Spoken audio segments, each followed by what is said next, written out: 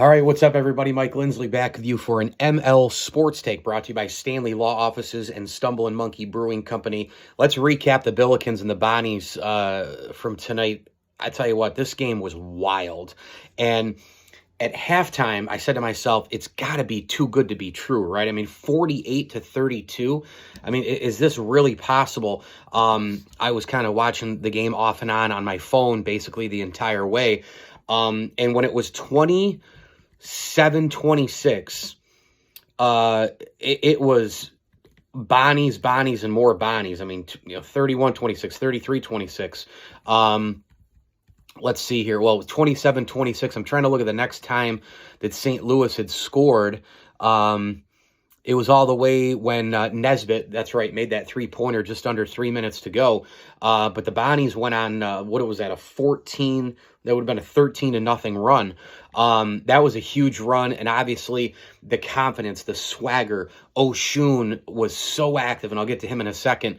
Dom Welsh makes the jumper off the pass from Lofton, who didn't have a great game, but what he did was he table sat a lot of the basketball half court and obviously was very active defensively up there at the top. I thought that he was pretty good from a distribution and a defensive standpoint. And frankly, Oshuni basically scored for two guys tonight. I mean, he scored for Lofton and scored for himself. Fast forward to the second half, and already you're kind of freaking out after the first couple of buckets because Gibson Jimerson, one of the guys who the Bonnies shut down on Friday night in St. Louis, he started to really catch on, get the ball in space, and he was made the three-point play.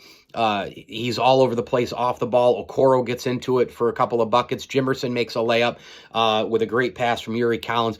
Okoro makes a dunk, and you're like, oh, no. What's happening here? Cut to 8. Attaway gets it back to 10. Then, again, St. Louis rattles off some points here, and back and forth they go.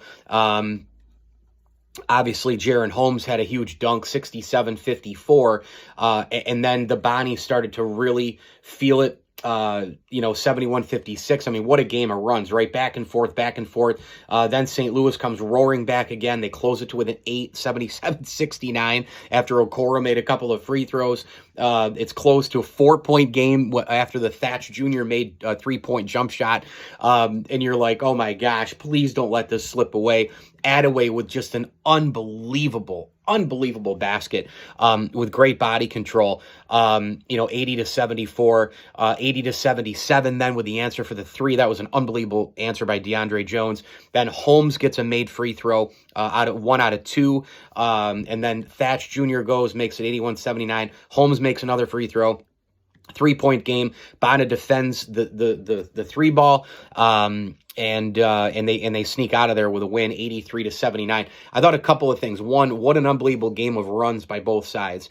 Number two, I went into this game really, really nervous that if it got to a high-scoring basketball game, that Bonaventure wouldn't be able to win it for two reasons. One, they don't have a bench, and number two, when they play their best basketball, it's defensively creating the offense, but it's in the 60s. In this particular case, you're dealing with an 83-79 game, and it went Bonaventure's way. Couple of things here, too. St. Bonnie got away with a few things in this game. They got out-rebounded by 6. They were putrid from the foul line, 9 for 16, 56.3%. That ain't going to get it done at any time, usually. And then they shot 18 three-pointers, which against St. Louis last time on Friday, I had said I'd like them to shoot a little bit less than 13. Tonight they shot 5 more, and they only made 4 of them. But they got away with all that for a couple of reasons. One, the assist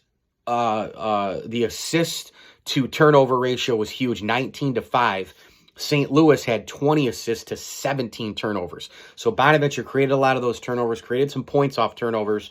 Really, that was a huge, huge part of the game, one of the biggest things. The other thing, of course, is just huge double-figure games from 4 of the 5 guys in the starting lineup. Oshuni, Attaway, Holmes, Welch, they were all great. Again, Lofton only had 4 points, but he had 8 assists. He was a table setter. He was really good defensively. The Bonnies got away with the free throws. They got away with the 3-point percentage. They got away with getting out rebounded because of the assist to turnover ratio and the defense. in terms of the steals and the blocks. He had 6 steals, 3 blocks, and 3 steals and 0 blocks for St. Louis. And here's the other one. St. Bonaventure was unbelievable from 2-point range. They went 35 of 65 for a 53.8% clip. That's absolutely unbelievable. Now, where do we go from here? Well, the Bonnies, actually, before I get to that, I wanted to get to a couple things on the St. Louis side, too, point-wise. You knew that you couldn't keep, they weren't going to be able to keep Jimerson down 2 games in a row. He went for 17 points. That's Junior came alive with 17. The kid Nesbitt, whose game, again, more and more, I watch this team. I like Nesbitt's game a lot. Okoro, all those guys were in double figures. But Collins had a similar game to Lofton. 10 assists, but he only had 4 points. To me, you know, when you have those 2 point guards match up like that and they wash each other out, that's a big deal because Collins has, you know, the ability, I think, to dominate basketball games, which we saw during that St. Louis win streak prior to them now losing 2 in a row against the same team in St. Bonaventure. Off the bench, St. Louis had 3 guys off the bench, but they only provided 9 points. That was a big deal, too. I just thought Bonaventure's defense, again, they give up 79 points, but when they had to be locked down, they were. Late in the game, you know, the 3-point advantage, etc., they locked down. They locked down in the first half during that big run. They locked down again when they answered the bell and answered some runs from St. Louis. So I just thought that was a really, really good defensive effort when the big stage, when the clutch times arrived, Bonaventure delivered. Now, where do they go from here? Well, here's where they go from here. Nowhere.